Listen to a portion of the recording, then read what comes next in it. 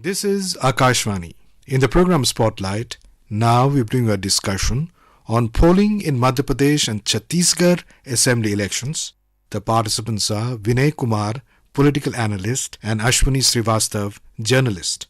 Polling was held today for all the 230 seats of Madhya Pradesh and 70 seats of Chattisgarh. There are 90 seats in Chattisgarh, which is a Naxal-affected state. Of the total seat, voting was already done for 20 constituencies on November 7 during the first phase of poll, whereas the remaining seats went to poll today.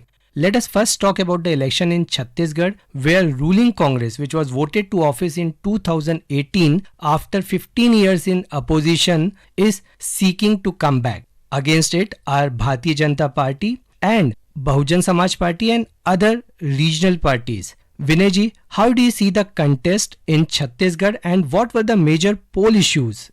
The contest in Chhattisgarh is a straight, direct contest between the ruling Congress led by Chief Minister Bhupesh Baghel and the Bharatiya Janata Party, which had ruled the state for 15 long years. So I think all these regional parties which are in the fray will only cut into the some vote share of the major political parties, the traditional political rivals, Congress and BJP. So that won't make much of a dent, I think, in both these parties' electoral fortunes. But as far as key issues are concerned, the first issue which comes to mind is the performance and the promises made by the ruling Congress party on farm loan waivers and increased minimum support price for paddy schemes for laborers and women. And these have been the talking points for Congress during its campaign. And both Congress has also lined up, a number of stops for the voters. And BJP has also, if it wants to match the Congress in that, it has also come up with, pledge for pledge in its poll manifesto and has also drawn attention to, some of the charges which BJP is leveling on scams under Congress and unfulfilled promises. Like Congress had promised a proposal for the ban on liquor. And similarly, farmers and rural housing are other issues. Both Congress and BJP have made paddy support price a core campaign. And BJP promised a paddy MSP of 3,100 per quintal, whereas the Baghel government has offered 3,200 rupees per quintal.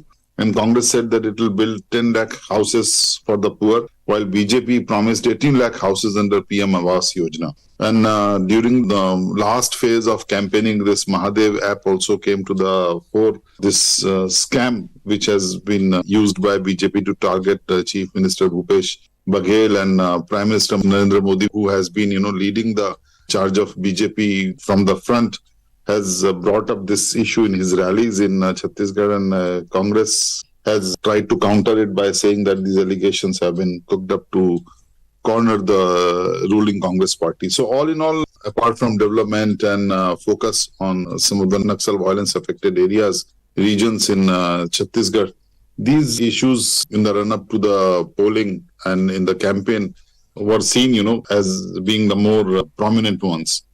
And see the campaign that you highlighted. The BJP's poll campaign was spearheaded by Prime Minister Narendra Modi himself, who had addressed 4 well-attended rallies for the second phase and targeted the Baghel-led government over corruption, especially the alleged Mahadev betting app scam that you also talked about. Then there was a recruitment scandal and Naxalism, whereas Congress President Mallikarjun Kharge and Congress senior leaders like Rahul Gandhi and Priyanka Gandhi and CM Baghel also led the campaign for the ruling party and mounted a counter-offensive, claiming their party is concerned about the interests of the poor, while the BJP-led center only work for the welfare of the rich. How do you see these claims and counter-claims, to woo voters?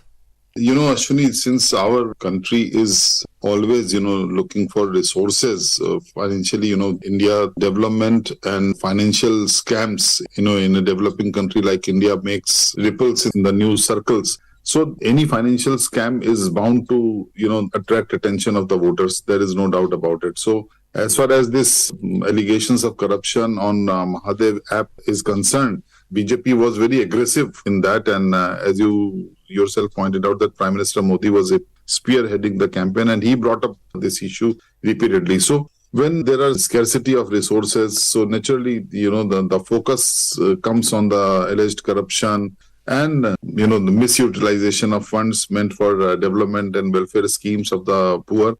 This makes for a very gripping and interesting topic, which becomes a talking point among the voters. So how far this has been able to sway the voters, only results will tell. But in absence of other constructive issues and criticism, this corruption issue was, I think, used to put Bhupesh Baghel government on the mat and on the back foot, so that the Congress becomes, defensive. And Congress started countering these charges. So I think precious time was lost by the ruling party, that is Congress in Chattisgarh, in defending itself. And on the other hand, if you see the political implications of this, so naturally the target was Bhupesh Baghel himself, as one of the accused was quoted as saying that, hinting that Mr. Baghel was directly involved in that scam. And Congress pointed out that it was Baghel government which had, taken action on this Mahadev app and launched an investigation. But these are, I think, allegations which will become talking point among voters in urban areas, in semi-urban areas, where people can talk about it and weigh their options, how Baghel government has, performed, and how this Mahadev app has affected its performance or not. So that will be seen only when the results come in. Let's now talk on polls in Madhya Pradesh. What were the key poll issues in BJP-ruled Madhya Pradesh? You see, there is a straight contest between Chief Minister of BJP-ruled state Shivraj Singh Chauhan, who is very popular there, and against him is Congress Kamal Nath, who is also trying to woo voters on the 230 assembly seats of the state. How do you see the contest there? There also, Ashwini, this is a direct contest between challenger Congress and the ruling BJP. And BJP is led by four-time Chief Minister Shivraj Singh Chauhan, who is facing a turning point, I think, amid reports coming in of infighting within the state BJP unit, voter fatigue with the party, and even the Congress is also beset with this rebels. And the issues are basically the welfare schemes launched by Shivraj Singh Chauhan government, how they have been able to, make their impact felt, particularly among the women voters, Ladli Behna Yojana, and the number of SOPs which the Congress has promised, and the BJP has also promised housing for the poor, jobs, and CM Rise schools, aims like hospitals. And Congress has also brought in its OBC empowerment card to the table and has repeated Rahul Gandhi's promise of a caste census in the state. And Congress is also offering a 1,500 rupees allowance to women and farm loan waiver, free education from KG to PG. That is the Congress promise in its manifesto. And they have accused the ruling BJP of corruption. And on the other hand, Chief Minister Shivraj Singh Chauhan is banking upon his welfare schemes, particularly among the women voters. His Ladli Behna scheme is a very popular scheme. And it may be true that voters may be looking for a change after such a long period through which BJP has ruled Madhya Pradesh, and Shivraj Singh Chauhan, as he is popularly known as Mamaji in Madhya Pradesh, he has put up a brave front despite the fact that BJP has not officially projected him as the face of Chief Minister in the new government. Infighting thing has also provided some fodder to the Congress to attack BJP. And after Congress was dumped out of power in 2020, it had to put up a show of unity, to take on the ruling BJP. So it has pitched Kamal Nath as Chief Minister's face and the former Chief Minister Digvijay Singh. In Madhya Pradesh, they are called pair of Jai and Viru, deriving from the popular hit film Sholay. So all these issues have been there in the campaign, run up to the campaign, and as the Madhya Pradesh voted today. So we will see, but the focus also remains on the energy and the vigor which Chief Minister Shivraj Singh Chauhan has displayed in the campaign, addressing nearly 165 rallies in his campaign as compared to the Congress candidate challenger Kamal Nath. And incidentally, both Kamal Nath and Digvijay Singh are quite senior leaders in Congress, and both have crossed 75 years of age. So Kamal Nath was addressing 2 or 3 rallies per day, but the daily quota of rallies for Shivraj Singh Chauhan was said to be nearly 12 to 13, 14 rallies. Vinay, it seems that there is not going to be cakewalk for any party. See, BJP has put in all its party heavyweight, be it Union Minister Narendra Singh Tomar, or Prahlad Singh Patel. A few of its parliamentarians have also been fielded from different constituencies, and besides this, Prime Minister Modi made 9 visits to the state and addressed 14 public meetings after assembly elections were announced. It seems that the BJP is heavily banking on his charisma to retain power. How do you see this? As in the past, Prime Minister Modi has been the face of BJP in the campaign.